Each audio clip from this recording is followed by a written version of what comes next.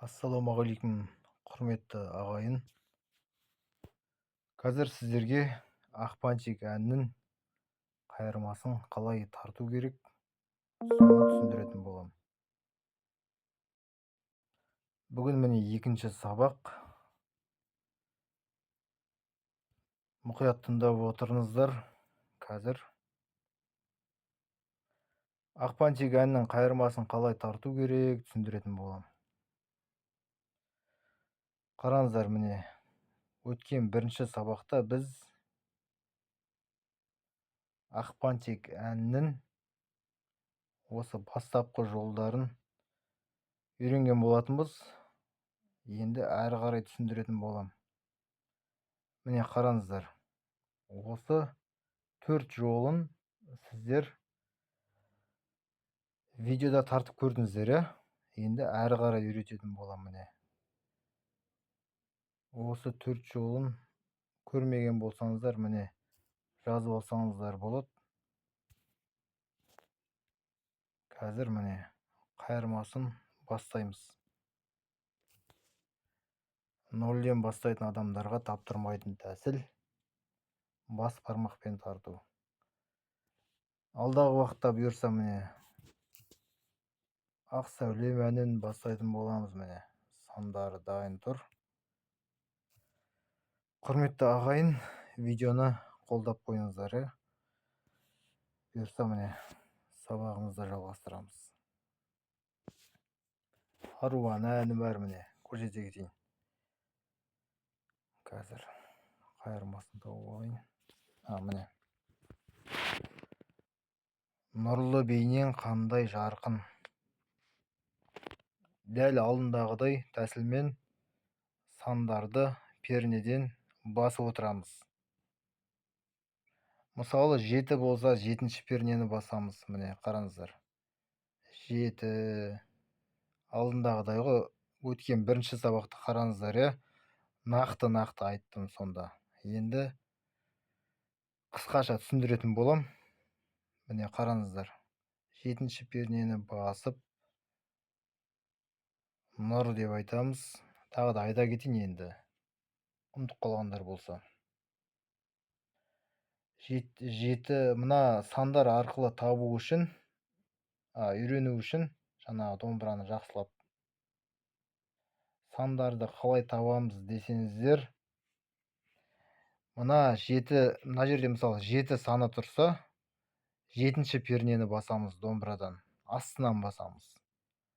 Саусақтың ұшымен жаңағы қылдың үстінен басамыз, жақсылап басамыз. Одан кейін міне басып тұрамыз да, мына жақтан бас бармақпен нұр деп айтамыз. Тартамыз да, бір рет шертеміз, сосын нұр деп айтамыз. Әрі қарай 12-ші пернені табамыз астынан. 12-ші пернені басып, жақсылап л деп айтамыз. Сонда екеуін қосамыз, нұрлы деген сөз шығады. Әрі қарайда дәл осы тәсіл 14-ші пернені табамыз, бей. 15-ші перненен. Өздеріңізге жазып алыңыздар. Тек қалай тарту керек түсіндірмесін жақсылап түсініп алыңыздар. Мен айтып отырмын. Бейнен қандай 12, 14, 10, 12. Бейнен қандай. Міне буынға бөлінген, қандай. Ажыратып алыңыздар. Түсінбей жатсаңыздар, сөзін қарап алыңыздар интернеттен. Қандай жарқын. Мына бір сөздерді қосып айтасыздар ғой. Буынға бөліп қойдым түсінікті болу үшін. Әр санның астында қай буын дәлме-дәл тұр. Шатасып кетпеңіздер. Ана буынды ана санға, басқа санға қосып қойып жүрмеңіздер. Жарқын 10, 12, 7, 12, 14, 15. Арманысың қандай жанның. Оп-оңай ғой, міне қараңыздар. Өздеріңізге жазып алыңыздар. Шынармай, міне 18, 78. Сен мөлдірсің еркем, 8 8 10 12 7 5 сосын 5 5 3 2 0 0 болса ешқандай пернені баспаймыз, білесіздер ғой, иә?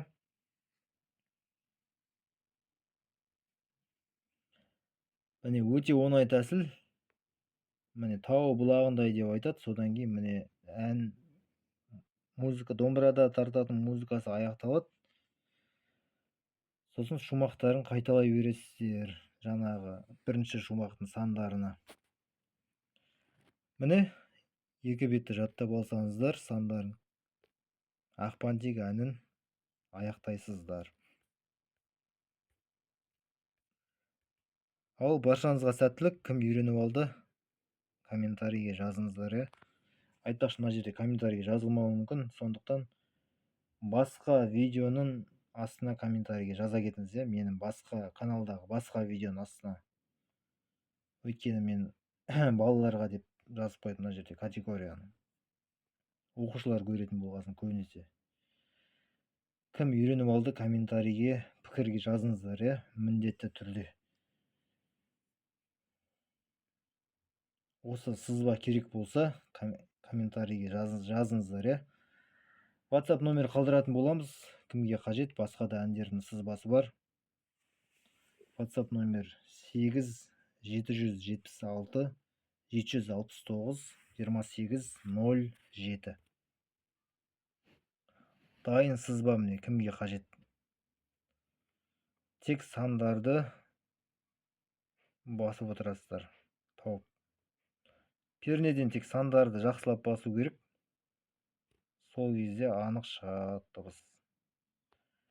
Саусақты пернеден қай жерден басу керек, түсінбей жатсаңыздар, мені жаңағы домбыра ұстап көрсеткен видео сабақтарым бар, содан қарап алсаңыздар болады.